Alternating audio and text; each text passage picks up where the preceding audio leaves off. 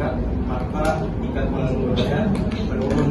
Setelah penggunaan kerjanya meningkat, yang berarti itu perusahaan itu akan terus-menerus menggenjot banyaknya produksi, dan sekian lama perusahaan itu tuh makin butuh banyak rekrutan karyawan. Dan itu kalau misalnya dihubungkan dengan inflasi yang mungkin terjadi, maka permintaan itu akan semakin meningkat, perilaku konsumsi masyarakat semakin meronta-ronta, menyebabkan perilaku akan permintaan barang atau jasa itu juga meningkat. Nah, jadi itu juga berpotensi naik karena banyaknya produksi yang disebutkan sebelumnya itu mempengaruhi harga barang serta jasa yang ikutan naik. Kenapa harga barang naik? Karena ini itu tuh membuat berbagai bahan baku, bahan karyawan atau biaya produksi itu yang dibuat itu atau yang diolah itu juga ikut-ikutan naik.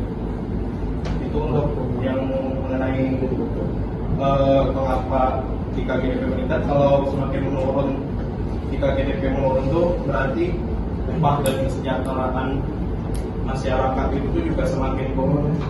Berarti berkebalikan dengan itu, berarti perilaku konsumtif masyarakat itu juga ikut-ikutan menurun. Jadi kita tuh ibaratnya ukuran itu juga makin banyak kan. Kalau misalnya GDP itu semakin menurun pastinya kalau juga ada lagi kan tadi harus dijelaskan mengenai kenapa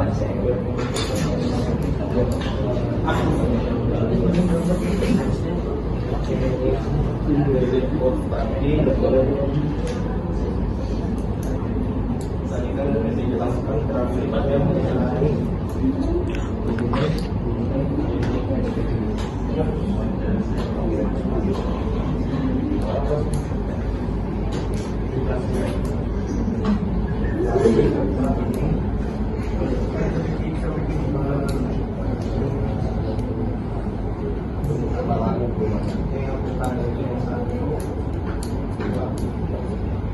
jadi guys, kalau yang di pertama ini kan, kalau misalnya inflasi itu semakin naik tuh, maka pertumbuhan lapangan kerja tuh semakin meningkat.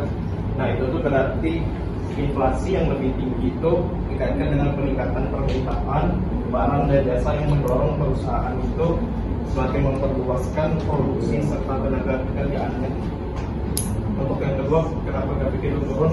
Maka itu pertumbuhan yang berarti jika inflasi itu turun, maka pertumbuhan akan lapangan kerja itu juga semakin menurun pula. Ini itu berarti daya beli akan masyarakat, perilaku konsumtif yang seperti disebutkan di Omnibus Law tadi itu juga akan juga semakin menurun, yang menyebabkan ekonomi itu makin merosot dan semakin melambat.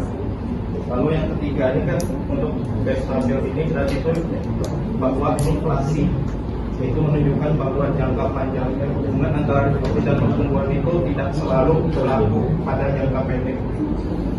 Itu mungkin penjelasan mengenai Omnibus Law dan Minute Info. Jika